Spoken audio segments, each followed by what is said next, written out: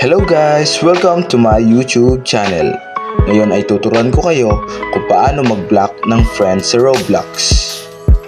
At kung hindi ka pa nakasubscribe, ay mag-subscribe ka na at pindutin ang notification bell para updated ka sa mga tutorial natin.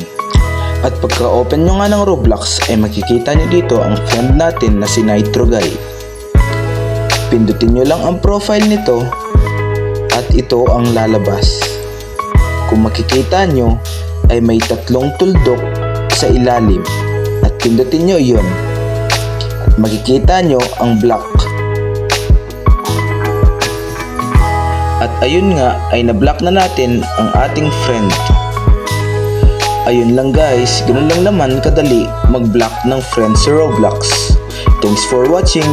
Subscribe for more videos like this.